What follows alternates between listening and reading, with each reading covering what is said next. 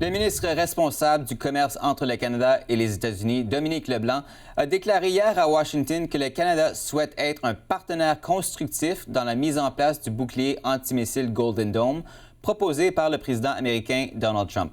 M. Trump a annoncé en mai qu'il allait de l'avant avec ce projet, évalué à près de 250 milliards de dollars canadiens et destiné à contrer les menaces aériennes de nouvelle génération, notamment les missiles balistiques et de croisière. Jusqu'ici, la participation canadienne n'a pas dépassé le stade des discussions. Pour revenir sur cette proposition et ses conséquences pour le Canada, je reçois Yuri Cormier, professeur invité à l'Université d'Ottawa. Monsieur Cormier, bonsoir. Bonsoir, Marc-André. Alors, pourquoi est-ce que le président Trump cherche-t-il, selon vous, à associer le Canada à cette initiative? Bien, d'une part, c'est pas quelque chose de nouveau. Ça fait vraiment des décennies qu'on est impliqué dans la protection du continent nord-américain avec les Américains à travers NORAD. Puis, ça fait 20 ans qu'on est en pourparlers pour la modernisation de NORAD. Avec le mot Golden Dome se rajoute un peu dans un élément de branding que Trump a voulu donner, mais c'est pas quelque chose de nouveau. Puis, en fait, ce qui a peut-être un élément de nouveauté, c'est à quel point les Américains commencent à être impatients avec la part que le Canada met à l'effort. Il faut comprendre que on avait annoncé des milliards de dollars pour de nouvelles infrastructures, des nouveaux équipements vers ce projet-là. Mais c'est vraiment mis sur une période de 20 ans. Donc, on a 12% des investissements qui vont être à très court terme, mais le 88% de nos investissements sont vraiment plus sur le long terme. Je crois qu'il y a une espèce d'impatience par rapport à si le Canada va vraiment payer sa part dans l'équation ou si on veut s'impliquer un peu moins qu'on devrait. Il y a une impatience, mais ces discussions entre le Canada et les États-Unis sur la participation éventuelle du Canada, elles surviennent alors que M. Carney s'est engagé à quand même réduire la dépendance du Canada envers les Américains en matière de sécurité et de défense. Comment réconcilier ces deux positions? Il y a une certaine, pas une inconsistance, mais c'est très difficile pour le Canada de s'imaginer sa sécurité nationale sans être étroitement relié avec celle des États-Unis. Protéger un continent, c'est un travail d'équipe.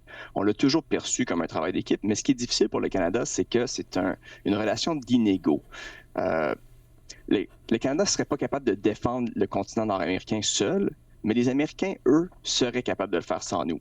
Puis la question qu'il faut se poser en tant que Canadien, c'est est-ce qu'on peut se permettre de ne pas être à la table de décision pour des décisions qui auront un impact sur nous?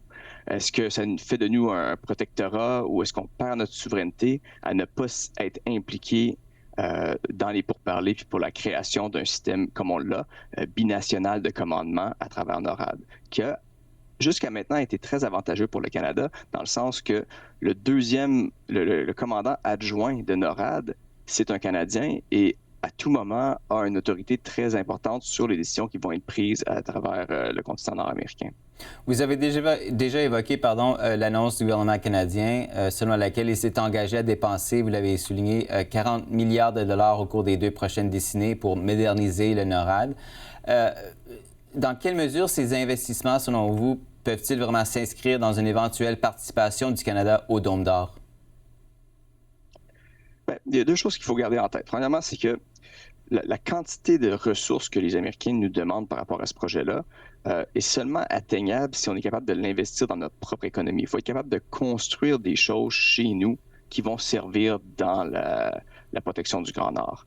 On ne peut pas envoyer un chèque de 61 ou 71 ou 100 milliards de dollars aux États-Unis en espérant être capable de se le payer. Ce serait le 20% du budget national. C'est vraiment hors prix.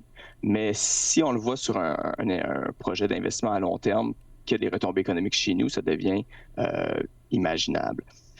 Mais je crois que les menaces sont là, sont réelles. On a vu les ballons d'espionnage chinois, les incursions russes, puis la création de nouvelles technologies, des missiles hypersoniques. Puis à quelque part, sans le Canada, on pourrait se ramasser dans une situation où notre souveraineté serait vraiment à risque. Puis je pense qu'à travers tout ça, il faut se souvenir qu'un dôme, comme on parle, c'est vraiment plus qu'un simple système. C'est un réseau de systèmes qui interagit ensemble. Ça va être des radars, de la surveillance, des navires, des avions de chasse qui travaillent en collectivité pour éviter les menaces sur notre territoire. C'est vraiment juste ça. Puis je pense que le Canada a un rôle à jouer. On l'a joué depuis très longtemps. Puis c'est une question de la continuité. Qu'est-ce qu'on va faire pour être sûr d'être à la table de décision? Mm-hmm. C'est certain, il y a une continuité, mais M. Carney parle souvent d'une rupture. Et si on revient sur les propos du secrétaire américain à la Défense, ou soi-disant à la guerre, Pete Hegseth, il a fait beaucoup réagir avec son discours incendiaire devant les hauts responsables militaires des États-Unis la semaine dernière. On rappelle qu'il a déploré, entre autres, les règles d'engagement qu'il a qualifiées de stupides. Certains s'inquiètent donc de la participation du Canada à des opérations conjointes avec ses homologues américains. Quel danger y a-t-il à voir le Canada resserrer davantage ses liens de défense avec les États-Unis sous cette administration Trump? Donc, à la base, je crois que tout soldat ou aviateur canadien comprend les attentes qu'on a par rapport à eux. C'est lorsqu'un ordre illégal nous est transmis, on devrait refuser de le faire. Puis je pense qu'il y a quand même une culture interne dans les Forces armées canadiennes qui est très professionnelle, qui mettrait fin ou du moins refuserait de prendre un ordre illégal.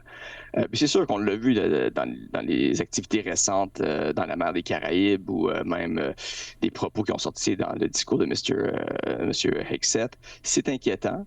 Est-ce que c'est quelque chose qui va être permanent dans la relation avec les États-Unis ou est-ce que c'est un élément temporaire qui pourrait ne pas trop nous affecter, dans le sens que peut-être qu'on n'aura pas cette décision-là à prendre où il y a un ordre illégal qui a été mis en commande et qui a été établi pour quelque chose à faire dans le Nord. Mais évidemment, je ne pense pas que le Canada pourrait un jour se ramasser dans une situation où on ne refuserait pas une ordre illégale. Ça va contre nos valeurs, ça va contre tout l'entraînement qu'on donne à nos soldats. Et il nous reste seulement une minute, mais selon vous, est-ce que ce projet est réaliste tant au plan financier que politique ici au Canada? C'est une question de priorité. Si le gouvernement est sérieux dans la sécurité nationale, je crois qu'il va avoir beaucoup de pression à investir dans cette direction-là pour être sûr qu'on ne se ramasse pas dans une situation où les États-Unis le fassent sans nous. Il n'y a rien de plus inquiétant dans la sécurité nationale que de se trouver dans une situation de dépendance envers un autre. On ne devient plus un pays dans le sens où on devient un protectorat. Puis je pense que le Canada aurait vraiment aucunement l'avantage à se faire de lui-même un protectorat américain. Yuri Cormier, professeur invité à l'Université d'Ottawa, merci d'avoir été avec nous ce soir. Toujours un plaisir. Merci Marc-André.